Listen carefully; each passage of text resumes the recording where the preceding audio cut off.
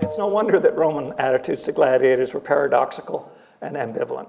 Gladiators were branded with legal and social infamy because of their lowly origins and despicable profession. Romans associated them with murderers and prostitutes, and yet star gladiators became popular heroes and heartthrobs. The inherent allure of violence and of the forbidden added eroticism to the gladiators' appeal. With their public displays of macho virility, gladiators became sex symbols, at least in their own minds, or in the fears of social commentators. It is my honor to introduce tonight's speaker, Dr. Donald Kyle. A recognized expert on ancient sport and spectacles, he has delivered numerous invited lectures on the topic, as well as interviews in media such as the New York Times, Washington Post, and BBC Radio. It's warmer in the room after that hot air. Thank you, Katrina. I'd also like to thank Jeffrey Forgang. I get it right. I'm still working on Worcester. I think he should probably be discussing this magnificent helmet, since he's an expert in these things, but I'm fascinated by it, and it made the trip worth it just in itself. It seems to have had a long life, and what I like about it is that it's not pretty. It's not like some of these other ones that have, these are the ones in the British Museum, you might have run across them, and they're just too pretty. They need to be banged up a little bit. And this, I think, is maybe a close corollary to the Worcester helmet, but as I was discussing with Jeff, the issue of a visor seems to be an issue because visors came in under Augustus, and so that would put this one earlier, and I'm just going to have to think a whole lot more about it. That's why I usually study Greeks, because they have no clothes on. You don't have to worry about technicalities. My former chairman once accused me of studying Greek athletics so that I could have posters of nude men in my office. But that's not true. It's not very true. All right. What I can see of you, you're a handsome audience, but you've come to talk about an ugly topic. The Roman arena, all sorts of violence of different sorts, and it's been something that has fascinated people for a very long time. Still, the towering ruins of the Flavian Amphitheatre, colloquially called the Colosseum, has fascinated people forever, since 80 BC at least, 80 AD, and I want to actually work in some art when I realized I was going to be speaking at a museum that had art. So I found some paintings that I think are going to work very well. The image of Rome is forever stained with the blood of the arena. Roman spectacles have fascinated people for a great long time. It has spilled into our media, especially through the work of Jean-Léon Gerome here, a 19th century painter. He did a series on arena art, and it's just fascinating. And if you look carefully, you will see that this scene here, Pollice Verso, is a mess. Nothing like that happened in the Roman arena, but it's been around so long that it influenced DeMille, and it has influenced even movies unto today, as I'll try to show you. Given the horrific episodes of violence in our world, I don't have to elaborate about that. It's no surprise that authors and scholars are re-examining the Roman arena. When confronting the persistence, the allure, even the banality of violence, indeed, many roads lead to Rome. Rome's sports and deadly spectacles, the so-called, or well, technically, munera, means obligations to the dead, were central to the life of the people of Rome and central to the city of Rome. The shows of the arena took place at first in the Circus Maximus for animals and, of course, chariot racing. When we get the violent men-on-men interaction, that's in the Forum mostly, but it's spread out throughout the environs of Rome and went to the edges of the empire. People don't want to believe that it was popular in the Greek section of the ancient world, but it caught on in the Greek section of the ancient world. If you go to Turkey today, you will see a mixture of Greek and Roman sports, if you want to put it that. With industry and pride, Rome scoured the empire for victims, built monumental facilities, and immortalized the brutal performances in art and literature. Augustus, the first, and I would say the best, Roman emperor, proudly claimed that under his reign, 10,000 gladiators fought, and 3,500 animals were killed in shows. Rome killed on an enormous scale, with efficiency and ingenuity. Romans reveled in the arena as in the thrills, the reassurance, the self-validation of a love affair. Few areas of antiquity are as troubling or as fraught with modern misconceptions as the Roman arena. How could such civilized Romans condone and even enjoy watching humans and animals fighting and dying in public spectacles? How could Romans use brutality and death for diversion, for display, even for decoration? Was Rome the eternal or the infernal city? Were the Caesars sadists? Why did the Romans demand bread and circuses, but also blood and carcasses? Roman philosophers like to say that we are all equal in death, and that as in this mosaic from Pompeii, death, the smiling skull, is the great equalizer. And as the butterfly of time flies and the wheel of fortune turns, death levels the wearer of the royal mantle on the left and the wearer of the beggar's cloak on the right. Yes, from a modern perspective, all performers in the Roman arena, human and animal, were victims, but not all faced the same dangers or ends. The seating arrangements in the Colosseum, with its tiered levels of spectators rising from the officials and senators in the lower seating up to those high seats for women and slaves, this reflects the hierarchical nature of Roman society. But Rome's status consciousness also extended down onto the Roman arena, the sand. From gladiators to criminals, from rabbits to rhinoceroses, the victims were equal only in that Rome saw them all as byproducts of an expanding imperial power. Rome categorized both human and animal victims according to their expense, appeal, and their fighting potential. Victims performed within a hierarchy based on how they were procured and prepared for the arena, and on how well they fought, and on whether they necessarily had to be killed. This is a tremendous piece of art that says about everything that I can say about the arena.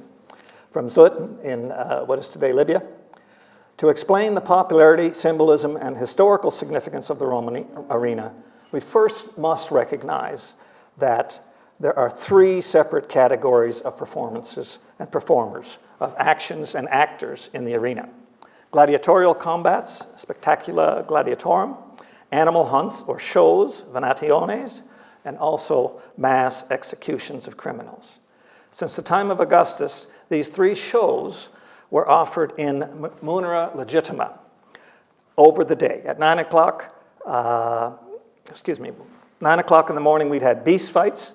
Then at around noon, the so-called meridiani had public executions in the arena.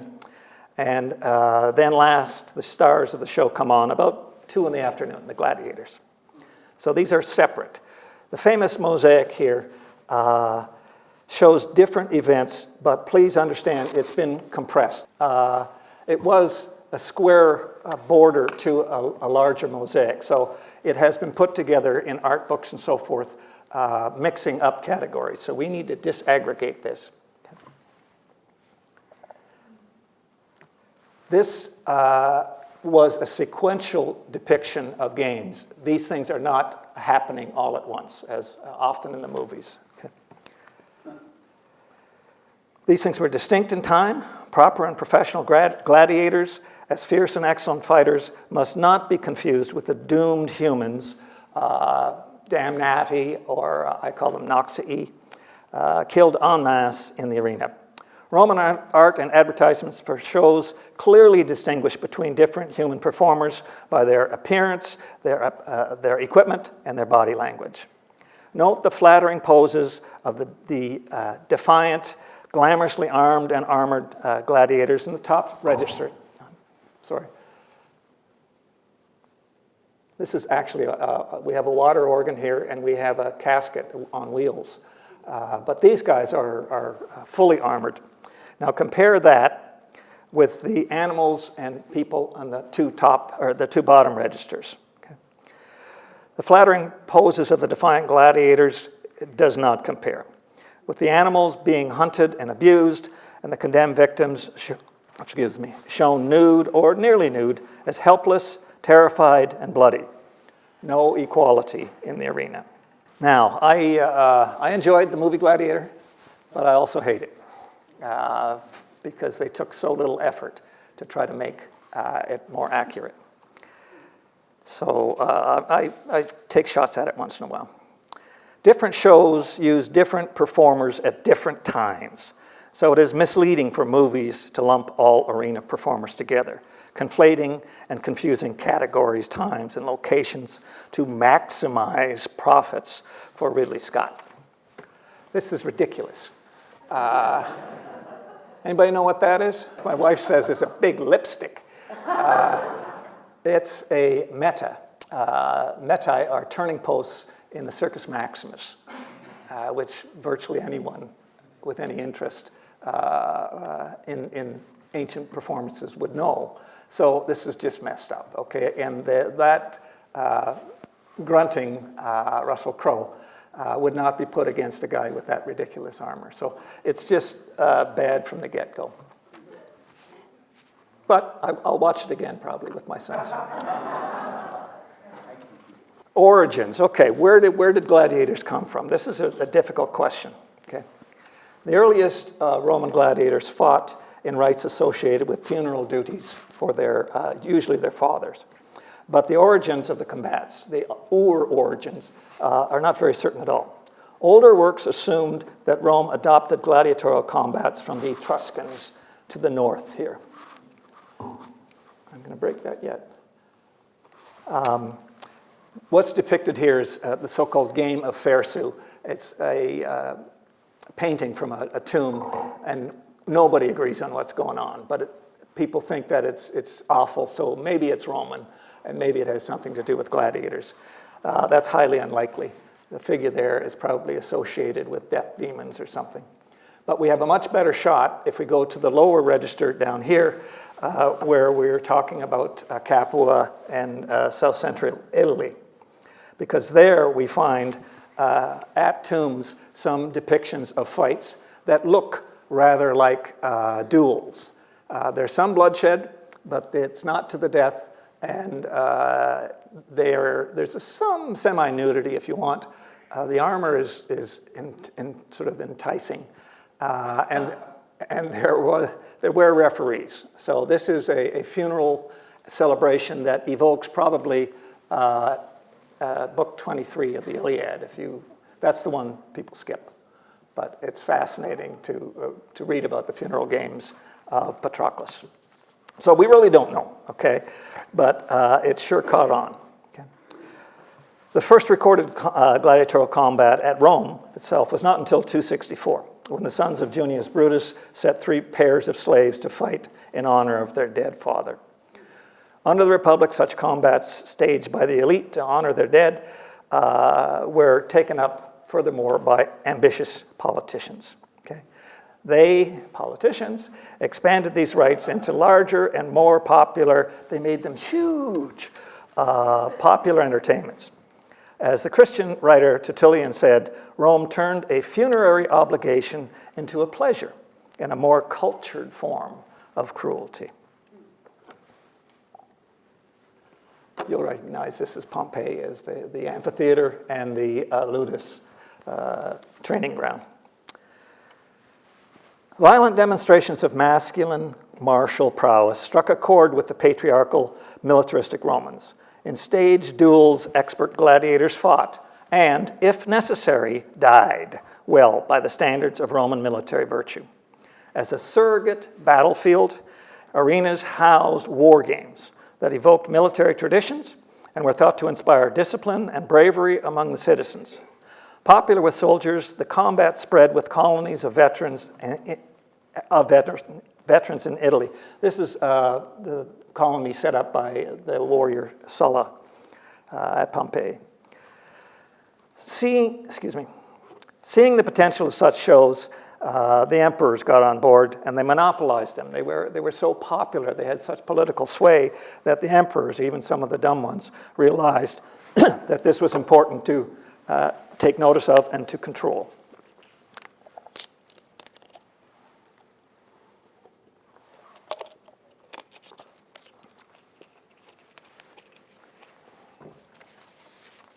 So, who were the gladiators? Well, most of them became gladiators against their will. As prisoners of war, slaves, or condemned criminals. They all had to take the same oath of self-debasement, to be burned by fire, bound in chains, to be beaten, to die by the sword. They were sorted by aptitude. They were trained in schools, ludi, as specialists with different types of equipment and fighting styles. And I suggest that they were even given stage names, at least under the Republic. Popular, think about Spartacus. That's not a real name. Okay. Popular opponents were the Retiarius on the left, okay, with the trident and net, and the Secutor, or the chaser, pursuer with helmet and short sword. We also have Thracians, and these seem to be particularly popular. They have a curved sword, and they tend to match them up, and there must be a lot of struggling going on because they're not very exposed, so they often call for them. Inscriptions classified gladiators by experience, records of combat, legal status, and style of fighting. With training, gladiators became specialized weapons fighters, professional providers of mass entertainment, and Romans became knowledgeable and attentive fans. They applauded and they rewarded the performers with prizes and privileges.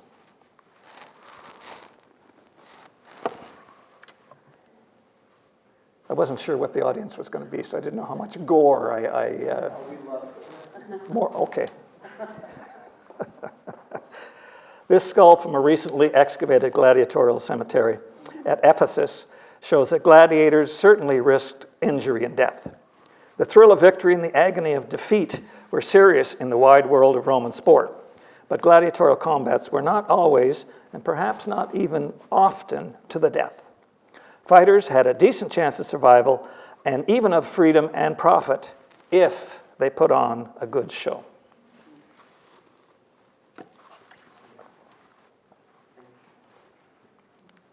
Well-trained, well-fed, well-tended by doctors. Galen, a famous ancient doctor, tended gladiators. Gladiators fought not in mass combats, but in single duels. As main attractions, valuable gladiators were seldom squandered.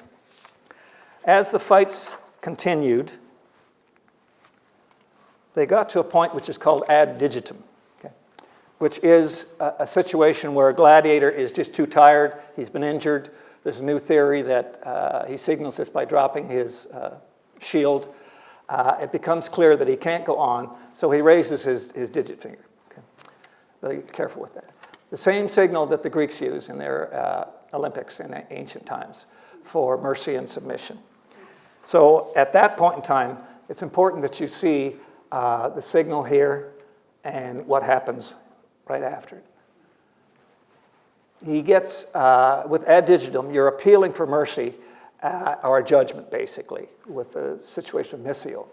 And we have, for thousands of years, said that thumbs up and thumbs down, we still use this, and we're going to use this too. It's just wrong, that's all. Okay. Thumbs up means jugula, it means stab him in the throat. okay? Or you can make a fist and go like that, rub them out, okay?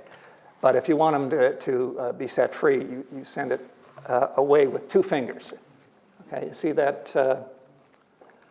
2 fingers out there, and there's another one here that he's raising his hand. So if you want to impress people, tell them that they don't know what they're talking about. Fingers. We're pretty sure about that. And then the next stage, of course, is the critical moment. If the crowd goes against them, if the emperor goes against them, if the owner of the gladiators goes against them, they can certainly be killed. But it depends upon whether they put on a good fight, okay? And if they do lose, it's a good death. It's a good Roman death, a military type of death. And you're going to be killed perhaps by someone you know, but that guy knows how to kill you, okay? And the arena is often about good death, okay? Earning a good death or suffering a bad death. And here you have it. They know how to cut the spinal cord, the throat. And this, in the back, we used to think that that was an abuse, but breaking of the rules. But we found other ones where they stab through the shoulder blade, and you die very quickly. I sound awful. So none of this is very nice, but it's efficient. These guys are pros.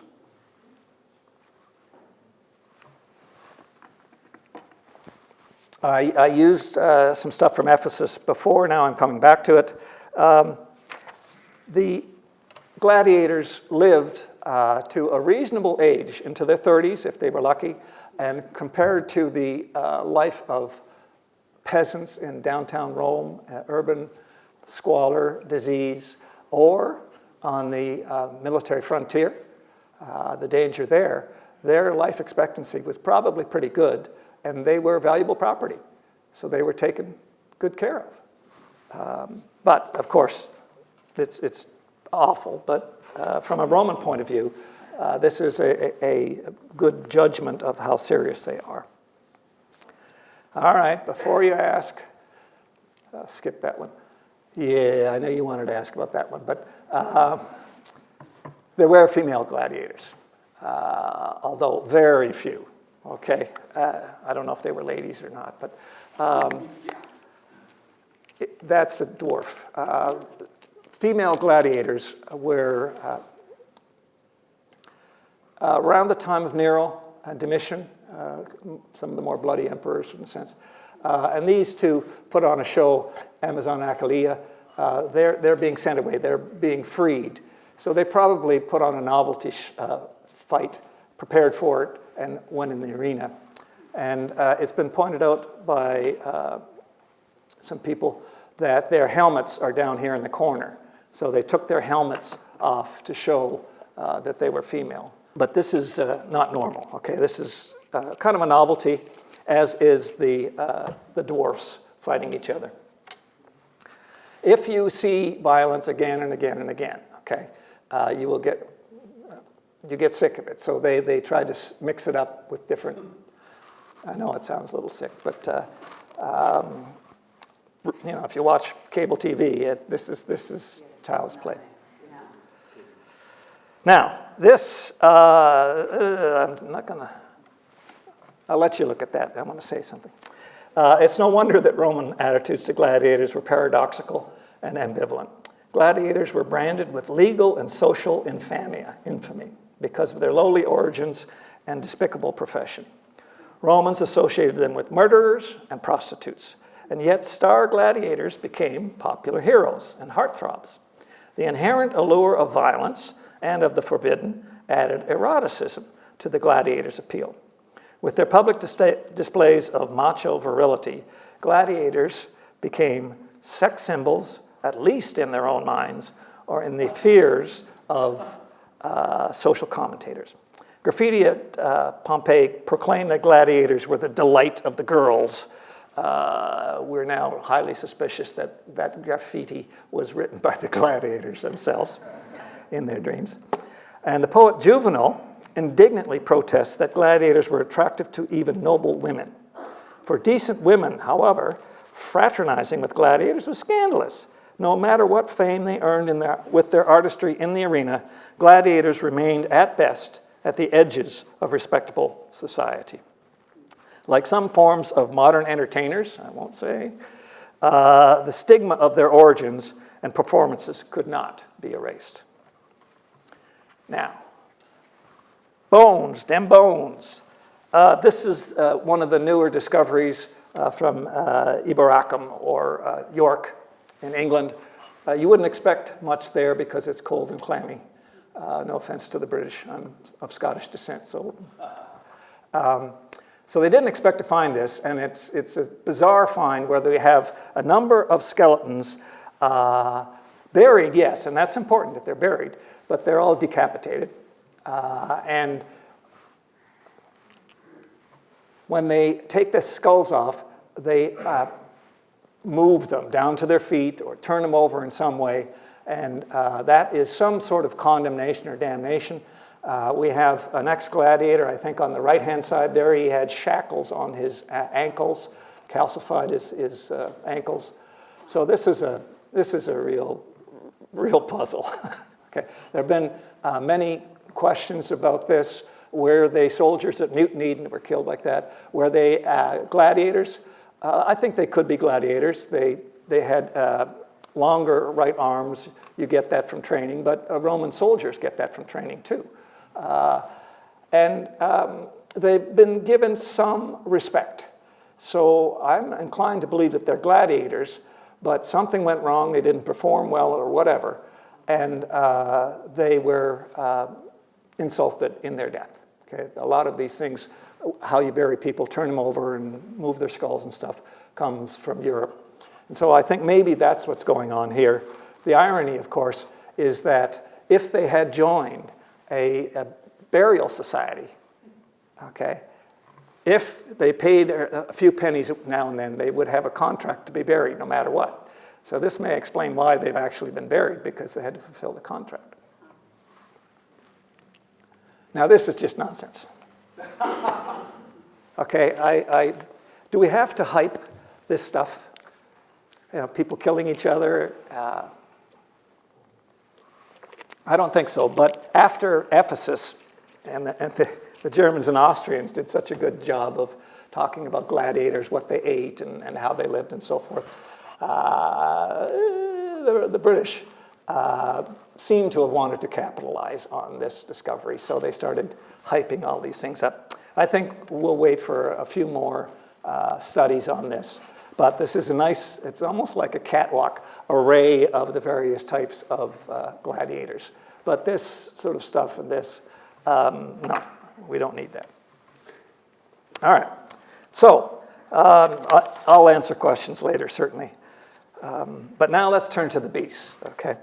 Because actually, for economic more than humanitarian reasons, the greatest number of arena deaths took place in beast hunts rather than gladiators. They had a reasonably good chance, some people say 30% chance of not dying in the arena. So, beast spectacles. This is a 3rd century, the Borghese mosaic, and it looks awful. It looks simply like carnage, but we have to think through Roman eyes, okay? In these days of animal rights movements, SPCA, PETA, am I saying that right? Roman beast spectacles, Venationes, they're called. They seem alien, disturbing, and inhumane. But the exhibition, hunting, and killing of beasts by men and other beasts in public games, munera, ludi sometimes, this is widespread throughout the Roman Empire for many centuries. Some scholars see arena hunts as a foreign and imperial corruption, as perverse and wasteful, neither true hunting nor true sport. We struggle to understand the meaning of these things for Romans, first of all, because we impose upon them our views of animals, we like them, and of sporting hunting. We think that animals should have a decent chance to escape, which was not the case in the arena. Yet the Roman beast spectacles, restricting animals in arenas to be killed in shows, had precursors in the early Near East, and also distant echoes in medieval animal baiting and modern canned hunts stockades. We have these in Texas. It's a big business. The animal always loses. Now, I want you to look at this. This is one of my favorite screens here. Roman attitudes to animals do seem to perplex us. The Romans loved pets and nature, but they sacrificed and butchered animals in public. They admired rare and great beasts, but they also decorated their villas with scenes of cruelty to animals. Romans saw animals, wild and tame, as a subhuman part of nature. Note the eyes here. They're looking straight at you, which is unnerving. Okay? You have a fearsome tiger here, and it's sort of a cute little cat, but she's very proud of herself killing this pigeon or whatever it is. Okay? So I'm going to suggest that the eyes that we're seeing here in Roman art are the eyes of the arena. Okay? Rome associates with the victor, not with the victim. As the poet Martial said, the killing of beasts in the arena was a thrilling and comforting demonstration of the power of the emperor and the territorial domain of Rome. A few scenes here of beast fights. One would be in the Circus Maximus, one's in the Forum. I'm not sure of the other, but they're certainly congested. From the first exhibition of elephants in 275 to the first hunt, organized hunt, under Pompeii, and well, there was an earlier one in 186, but Pompeii and Caesar were really the great developers of these shows. The beast spectacles became more and more popular. In the morning arenas, the beasts were hunted, okay, by skilled and well-equipped hunters. First of all, amateurs from North Africa, but then they made a profession of it. These are called Venatores. And they would handle the beasts, they'd take care of the beasts, but they also would fight against them to entertain people. And this spread actually to the provinces. This is Sousse in Tunisia, and we have here a guy by the name of Magerius who has put on a show of hunting. It's not really hunting, it's a staged fight of leopards. And Magerius is being applauded for the money that he's putting on. And the people that are doing the killing are of the colleagues of the Telegenii. They're professional. They're like a troupe of hunters. Commodus. Okay, on the left, this is what he's supposed to be like. He's sort of aping his father, Marcus Aurelius. But this is the famous image of Commodus portraying himself as Hercules. This is in the Capitoline Museum. Commodus, okay. Like Augustus, emperors were to provide the beasts and watch the show from the stands. The Emperor Commodus, however, liked to hunt animals himself, shooting and spearing 100 bears from a walkway built especially for him above the arena. Very unsporting, unbecoming an emperor. So people were now and then people were disgusted by what he was doing. At Rome, the numbers are kind of astounding, and they increase over time. Countless thousands of animals, fierce and timid, carnivores and herbivores, from elephants to ostriches, were killed in the shows. For example, Titus had 9,000 beasts killed in a show. And for the dedication of the Colosseum, Trajan had 11,000 beasts in his set of games. And these are supposed to be the good emperors. We don't have numbers for Caligula, but they're probably amazing. All right, I just love the mosaic. You come in the front door here, and this is a magnificent mosaic and from Antioch. So it fits rather well here. To supply the Roman arenas, the Romans applied their characteristic organizational talents. Okay? Mosaics of Roman North Africa and Piazza Armerina in Sicily depict the capture and transport of beasts from all over the empire. And as they did with human arena victims and performers, Rome established categories among the beasts and a hierarchy according to fierceness and rarity. Large cats, elephants, bears, bulls, and boars were expensive but popular performers. Even camels, giraffes, rhinoceroses, and crocodiles appeared. Since the beasts were captured in the wild and not bred for the arena, and since most of the beasts shipped to Rome were killed very soon, the demands of the arena were ecologically harmful. There's evidence of this, especially for North Africa. We have from Cicero letters from a young friend of his begging Cicero in Cilicia to send some cats to Rome. I'm running for office. Okay? And Cicero very coyly says, he would, but there's a shortage of cats from overhunting.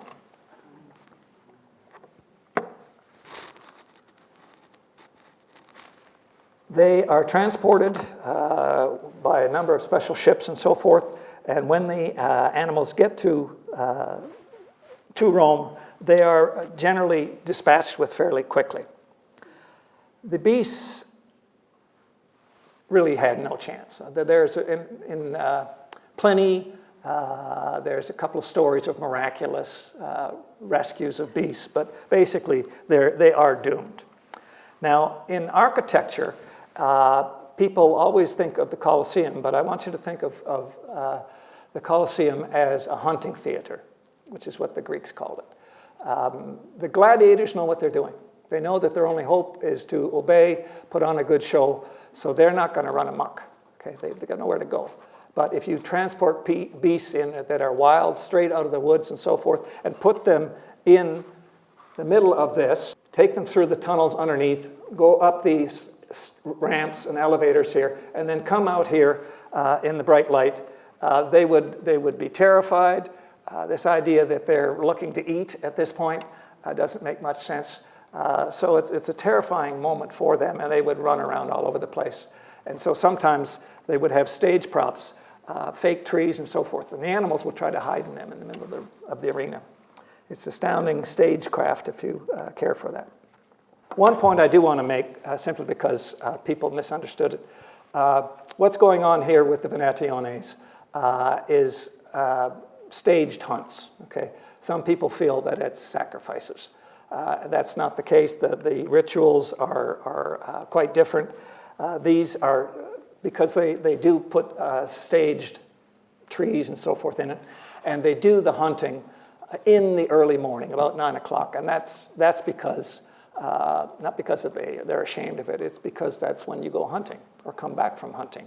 So for the Romans, these are hunts. They are not sacrifices of tame beasts. That's done at another time.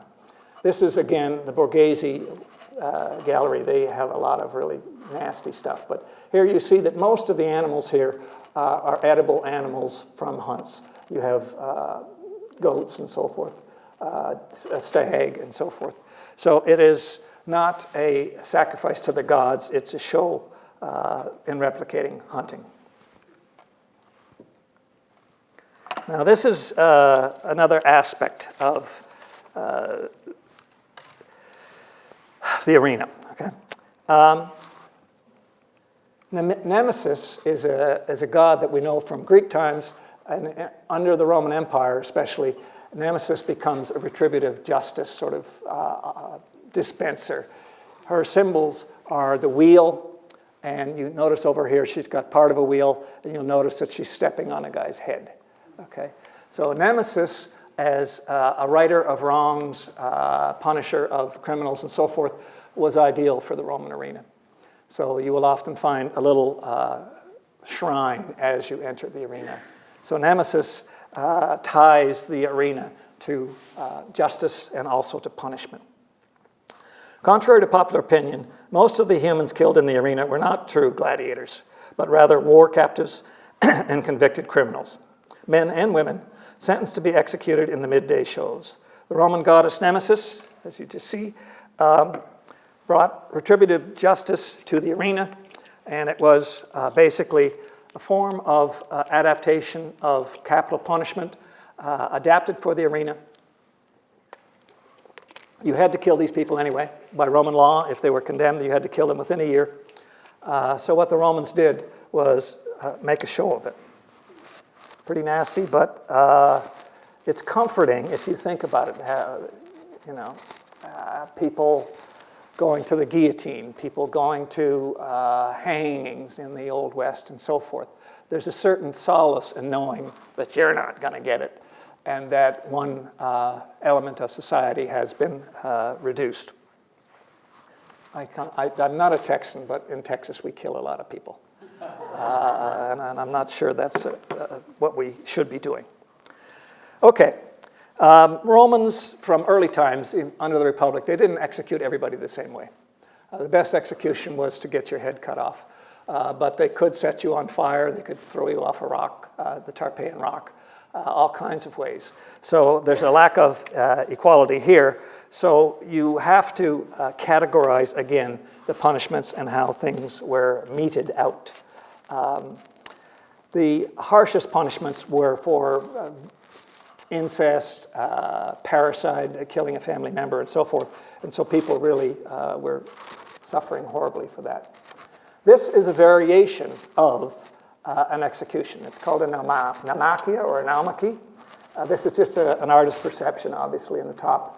But another famous Gerome painting in the lower right. Okay? This is in all the movies, and it's wrong. It's supposed to be a salute by doomed gladiators. Hail Caesar, da-da-da-da-da, okay. This may have taken place in the arenas, but basically the text for this comes from Suetonius' life of the Emperor Claudius. And it was a salute performed at a naumachie on the Fucine Lake. So again, people take these things out of context, and we buy it at face value, and that's why the movies are so sort of stilted at times. Since Rome imported fierce animals, and it also dispatched criminals in shows, exposure of animals to humans, damnatio ad bestias, it's called, became a common form of execution for slaves, foreign enemies, and persons who had committed very heinous crimes. Depicted proudly and unapologetically in Roman art, criminals were led into the arena, almost or fully naked, with a rope or chain around their necks, and they were exposed to beasts. There was no escape. On the left here, we have from the Ashmolean Museum, a bunch of people being brought in. This is how you transport slaves with chains around their neck. And it was labeled, I'm going to brag a little bit, it was labeled, this is the Ashmolean, so it's big stuff for me. It was labeled transport of slaves. And I said, no, what are we doing with these beasts in here? Okay, this isn't a shipment of slaves. This is a preparation for making them killed by animals. And you see another use from this mosaic here. This is awful stuff, okay? They had little wagons. You could tie a guy to a wagon and push him out. You could tie him to a post. You could push people to him. There's another one that's even uglier here. Have you all had supper? This nasty one here from Tunisia, they're the bestiarii, the people that do this, are pushing them towards guys. We're not sure who the victims are here. They're probably Garamantes or tribes from the further interior in Africa. But if you witness one of these things, are you going to be quick to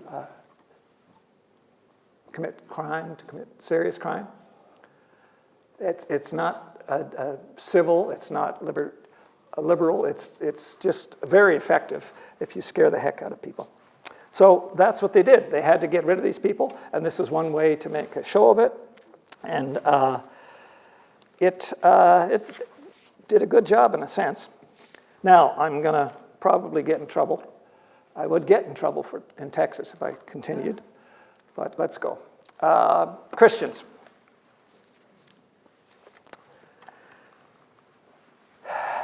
The early Catholic Church, St. Patrick's, I better be really careful, okay, here. The early Catholic Church And modern movies have ensured that the Christian martyrs, with possibly this is a martyr, it's from North Africa, we can't really say, but we have certainly a woman being tied to a bull and being attacked by some kind of feline. This guy may be trying to manage it. He's got a shield, but it's pretty nasty. And this is not a one-off. There are lots of these, often broken little terracottas, especially in the Louvre for some reason. Most people assume that the Christians were, millions and millions of Christians were tortured in the Colosseum. That's highly unlikely. Christians probably did not outnumber pagan arena victims. When I ask my students how many Christians died in the persecutions, they always say, 10 million. The number is not nearly that, and more people died in wars than in any of the persecutions. However, and reluctantly, we have to understand the abuse of Christians in Roman eyes. We must see the Christians as something that Rome worried about. They were scared of this, okay? We have to realize that in Roman eyes, they were not persecuted heroes, they were prosecuted heretics. As pious pagans, Romans believed that their success depended upon the observance of proper rituals and respect for their gods. In Roman minds, the Christians' exclusive monotheism, their defiant denial of the existence of other gods, constituted a serious threat to public order. Rome felt it had to punish repentant Christians for their religious treason. There's a lot of debate about the legalities involved, but basically, standing up to Rome was tantamount to treason. All right, we're back to the painter again, Gerome. He's got some that are much more graphic and much more disgusting than this. Parts of bodies being dragged away out of the arena and so forth. He did some nice other art, but he was obsessed with this stuff. Okay. In the first persecution in 64 AD, not in the Colosseum, which wasn't built yet, but in Nero's gardens and his circus, Nero used Christians as scapegoats for the Great Fire at Rome. Tacitus records that Christians died in horrific ways.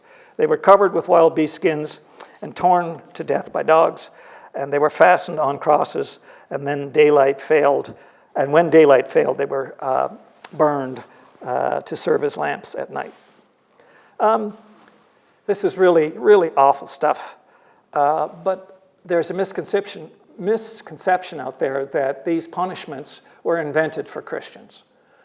These are old punishments. They go back to the 5th century. If you committed arson, you were burned. So they're just adapting to different, what they perceive as threats. Now, as far as this not being in the right place, okay, we again have, what do we know these as now? Now, the circus things, very good, okay. But there's no basement under the circus, so where are they? Where are the lions and tigers coming from? It's just enticing people to buy paintings, actually. One of these is actually in Arizona for reasons that escape me. Okay. Christians, however, did not perform in a proper, satisfying way for the Romans. Accounts of martyrdom say that Christians defied authority and showed no terror. Some even pulled lions towards them. Powerful Rome's failure to humiliate powerless martyrs was humiliating for Rome. Now, this is a later depiction of probably the first reliably recorded martyr in the Colosseum itself. St. Ignatius, Bishop of Antioch, we have some of his letters, and one of them says, "Let there come on me fire and cross and struggles with wild beasts, cutting and tearing asunder, rackings of my bones, mangling of my limbs, crushing of my whole body, may I but attain to Jesus Christ." This is undoubtedly a very pious man, but when we read these impassioned letters, it spawns a whole genre of what is called martyrology, I'm not saying these things did not happen, but some of the accounts of them are written 500 years after the fact. Most famous ones here.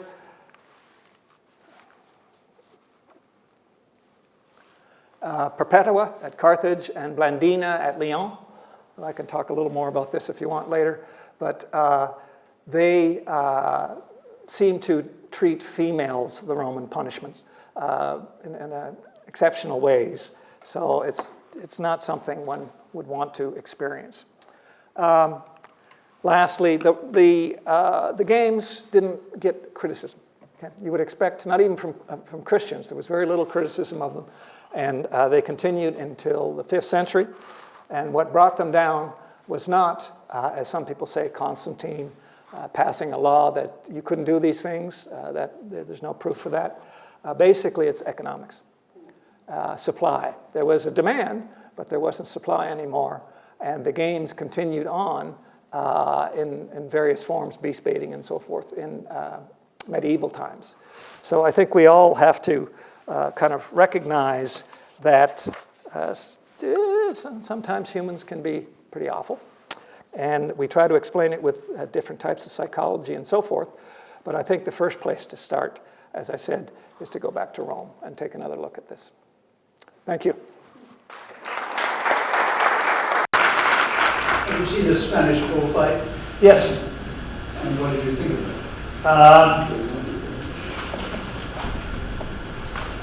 I was very interested in the ritual, okay? The use of the various spears and so forth. I noted how the bulls were drawn away with music and with mule wooden used horses. So there's all kinds of rituals about that. I'm not a hunter, I'm not a vegan, but I was enthralled by the whole circumstance. The music and the people around all knew what was going on. I didn't really understand it. I read Hemingway years ago. But the people that went obviously were expert. And so back in Rome, even the people that were way up in the high cheap seats, they knew what was a good performance. And they could influence it by chanting and yelling out. There's a famous passage about the Emperor Claudius where he put on shows. He's one of my favorites, but he put on shows and he supposedly was a little sadistic. I'm not sure about that. But one of the shows didn't go well. And he threw a fit and had the arenari, the guys that put on the shows, had them punished. And everybody said, oh, he's a real bad guy. He's a real bad guy. You have to appreciate the emperor has to be there, sitting in the box. Everybody's watching him. Everybody's looking at him, and he was self-conscious because of his infirmities. So that was something he could not abide. And that's the job of the emperor. The emperor has to provide these things, and there's a good show on. When Commodus starts hacking people, he did hack. He used to hack people in gladiatorial, fake gladiatorial fights. I'll fight you, you don't have a sharp weapon. He never lost. And then he would turn around and ask for a prize from the treasury of Rome. But some scholars have tried to explain Commodus and Caligula and so forth, but I think they're a little too tender-hearted. Sir? I think Mary Beard's book, I just read, the new one? EQR, yeah. And she knows Commodus went in and he decapitated an ostrich. Yeah. And they had to threaten the senators with it or something. So maybe it was intimidation or something. In that instance, it certainly was, because members of the Senate, as you say, were there, and he just waggled at that. Mary Beard, she can just find that little scene that says it all. I think Commodus might have thought that acting like Hercules, there's an old tradition to this, that went back to Caligula. But I just think he's nuts. Sorry, don't offend anybody, but nuts is nuts. Could you talk a little bit about the tricks that gladiators did, like the pig's bladder with blood in, so the person gets fat and died, so they could put on a good show and get the applaud of the audience? I'm not sure about the pig's bladder, but anatomy is relative here, okay? The gladiators ate a diet of carbohydrates, beans, and so forth. They were called barley boys. Okay, so they bulked up, not like our people today. I mean, the pig's bladder with blood in, and they stab it, and the blood will go over the I'm place. not sure about that. And they look like they were really What they're doing, I don't games know. they played to survive. Well, okay, there is suspicion that they fixed some of these fights. Right. Okay. Like professional wrestling. Yeah, well, they might have. This is basically from Petronius, says it was a bad game. But they had enough fat on that they could take wounds. Okay, they don't get stabbed regularly. They will get cut, and they don't get cut near their arteries. Okay, so they can make it look really horrendous. But then they drag them off, and Galen, one of the most famous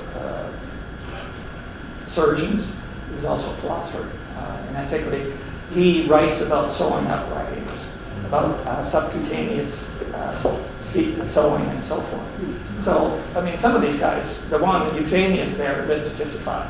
You only had to do 5 years, and then after that, you were free. If you did 2 good years, then you could be free from the arena, but you still serve for the ludus, for the family.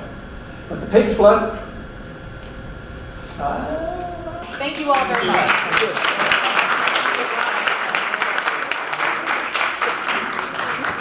Mouse is a book that uses a sort of abstraction of picturing Jews as mice, Nazis as cats, Polish Gentiles as pigs, Americans as dogs, and so forth and so on.